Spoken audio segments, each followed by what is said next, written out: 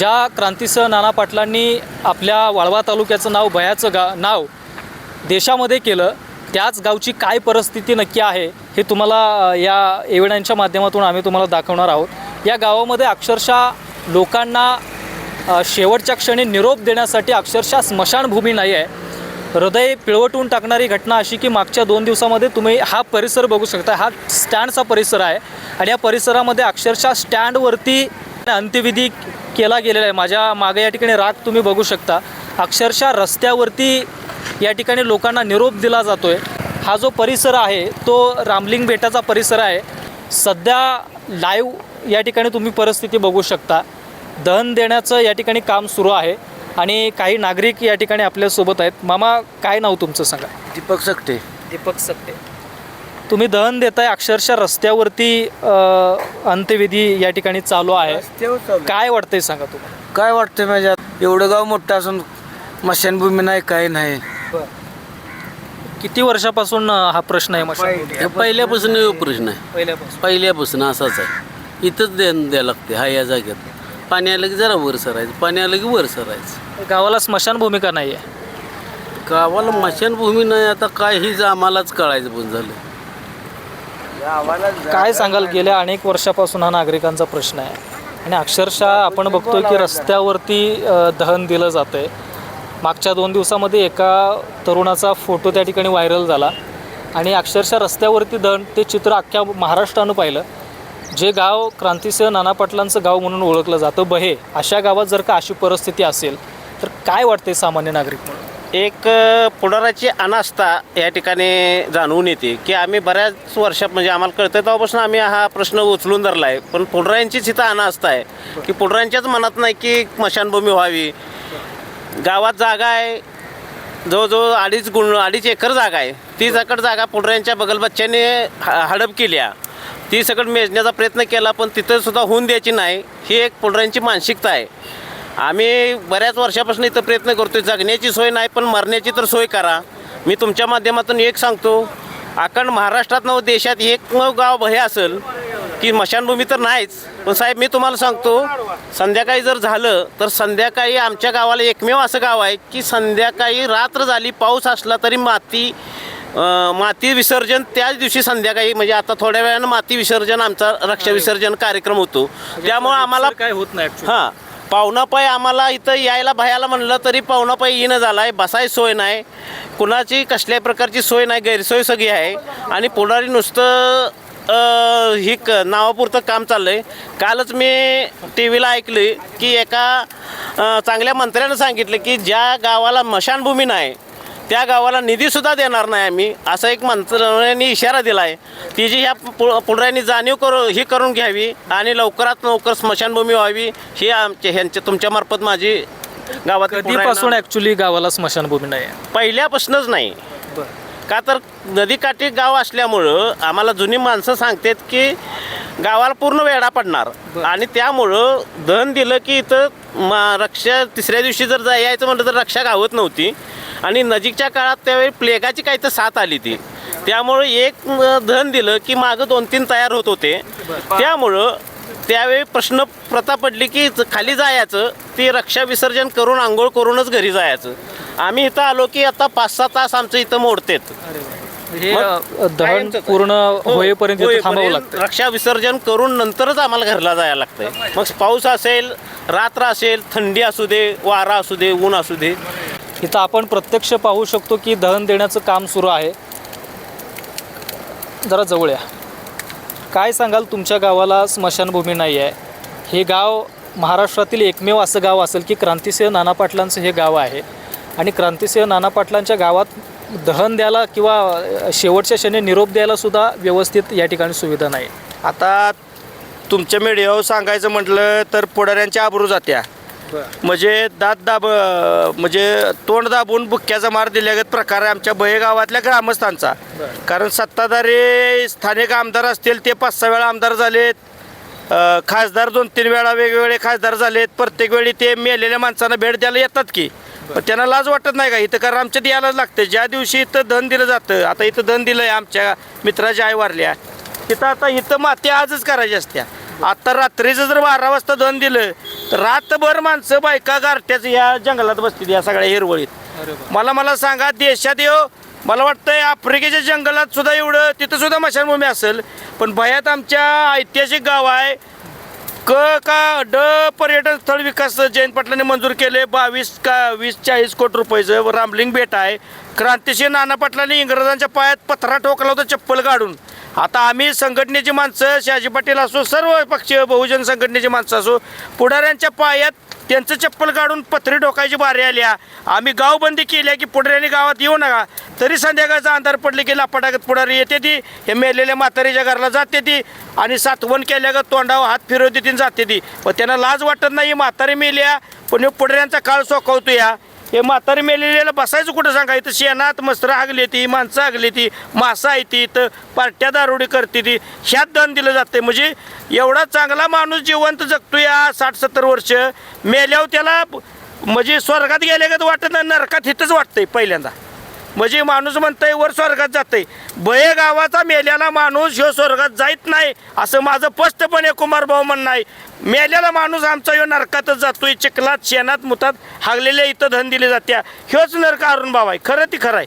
मी आज 40-41 वर्षाचा आहे. मी आज 20 वर्ष झालं शहाजी पाटील आणि सगळ्या संघटनेची माणसं आम्ही भांडतो या जिल्हाधिकाऱ्याला तहसीलदाराला प्रांताला BDOला सरपंचाला ग्रामसेवकाला निवेदन देऊन कागद सपली पेन लिहून सपलं, पण त्यांची लाज काय सपनं झाल्या पुढऱ्यांची. आता आम्ही काय करायला पाहिजे सांगा. तर आम्हालाच म्हणते ती व्हिडिओ करू नको मीडियात जाऊ नको गावाची बदनामी करतोय. आता गावाची बदनामी काय करतोय मी? काय बलात्कार केलाय का कोणाची चोरी केली? मी चांगलं विकासाचं काम करा म्हणून सांगायला लागले की मला फोनवरनं धमक्या देते ती. काल उबलवाडीचं प्रेत दावलं इथं रस्त्यावर जाळीवर, तर उबलवाडीत दोघा पुढऱ्यांचं फोन आलं आमच्या गावाचं नाव बदनाम झालं. म्हणलं काय मग मी काय करू? मी आत्महत्या करू? तुम्ही वाटव कशाला चालताय? तुमच्या गावात जाळा ना. मग या भये गावाला माझी एवढीच तुमच्या मीडियामार्फत विनंती आहे की क्रांतिशील नाना पाटलांच्या जन्मभूमीत मरणभूमी नाही ती मरणभूमी तेवढी मशानभूमी करा. जिल्हाधिकारी 40 बदललं, उपजिल्हाधिकारी बदललं, DYSP बदललं, पोलीस येते ना आम्हालाच अटक करते. आता हे व्हिडिओ गेला की पोलीस येते मला घराला नोटीस घेऊन. आता मेलेल्याचं बी जन्माला आलेल्याचं आंदोलन नाही केलं, मेलेलं तर करू का नको? मग यासाठी मी या रस्त्याचा आमच्या गावातला प्रश्न आहे. म्हणजे मडा आणाय सुद्धा वाट नाही. बघा ही वाट कशी म्हणजे गावाला वाट नाही, मरायला जळा नाही. इथं फुकट असते सगळ्या गावात. इस्लामपूर पालिकेला फुकट मला आहे. सांगा गेल्या अनेक वर्षापासून तुमचा हा मशानभूमीचा प्रश्न आहे, का तोडगा का निघत नाही? काय अडचण कशाची? सत्ताधारी जी निवडून येते ती समजा आता तुम्हाला सत्तेत आहे तुम्ही नाटक करायचं तुमच्या काळात होऊन द्यायची नाही. तिकडल्या बायका उठवून बसवायच्या आमच्या इथं करू नका. हे जे दुसऱ्या पुढऱ्या सत्ता आली 2 बगल बच्चे गट आहेत बाहेर पुढऱ्यांचे, त्यानं म्हणायचं ह्याच्या काळात झाला नाही, तो म्हणायचं ह्याच्या काळात झाला नाही. दोघं बी एका आजा पंचायतीचे पोरं बरं का पुढारी. मग दोघं बी 60 वर्ष काय दाड्या करतात का? सरपंच उपसरपंच जिल्हा परिषद पंचायत समिती सदस्याला निवडून देते ती, मग आमदार निवडून देते ती, खासदार निवडून देते ती. मग ही निवडून गेलेली काय दाड्या करतात का? असं बोलल्यावर त्यांना रागीत. जागा उपलब्ध नाही का? कोण म्हणतं जागा उपलब्ध नाही? जागा इथं मायना झाल्या. इथं या पुढऱ्यांची जागा आहे, ती म्हणते माझ्या बगल बच्च्यात जागा आहे, त्याची जागा कशी देऊ? गावात जागा मायना झाल्या. जॅकवेलपाशी अर्धा एकर जागा आहे, सगळं गेलं खड्ड्यात. शहाजी पाटील भयातले शेतकरी संघटनेचे आहेत, त्यांचा अर्धा एकर रान आहे, ती म्हणतो मी 5 गुंठ देतो. मी गणेश शेवाळे जिवंत तुमच्या पुढे उभा आहे, जिवंत माणूस सांगतोय मी 2 गुंठ जागा देतो अरुण भाऊ, माझ्या रानात करा मशानभूमी. पण यांची भावना नाही. आमच्या गावात एक वांजूट पुढारी माणूस होता, त्याला वांज होता, त्याला मुलबाळ होईत नव्हतं, तो दवाखान्यात जा म्हणलं की जायत नव्हता. तसं या पुढऱ्यांची अवस्था आहे. त्याला भावनाच नाही, त्याला करायचंच नाही, मुलबाळ हुयाचंच नाही त्याला, म्हणजे मशानभूमी करूनच द्यायची नाही, अशी पुढऱ्यांची अवस्था झाली. वांज माणसागत त्यांची अवस्था आहे.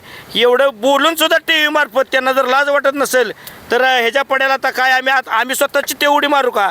परवा दिवशी जिल्हाधिकाऱ्याला निवेदन देऊन आलो. स्नेहल कानीचे उपजिल्हाधिकारी भयातला पावसाळ्यातला प्रश्न आहे, संरक्षण भिंत आणि मशानभूमी, माणसाला जाळायला जागा नाही. माझ्याकडे निवेदन आता आणलेलं नाही, गाडीच्या डिगीत असेल.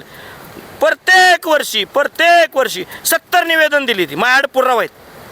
मग DYSP PIला पाठवायचं, शहाजी पाटील गणेश शेवायला अटक करायची. रस्त्याचं नियोजन केलं, रस्ता नाही बाबा. मशानभूमीची मागणी केल्यावर तुम्हाला अटक होते? हां बघा, म्हणजे माणसाला मशानभूमी पाहिजे म्हटल्यावर मला म्हणते ती गावाची बदनामी करतो, याला अटक करा. पोलिसाला फोन करून सांगतात, पोलिस येते ती. आता काल तिथं मग जाळलेल्या माणसाला अटक केल्या का? पुढे अटक करतात का? आमचे स्थानिक आमदार जयंत पाटील साहेबांनी इथं 20 लाख रुपये फंड मंजूर केला की तुम्ही जागा उपलब्ध करून द्या आणि तिथं मशानभूमी करतो.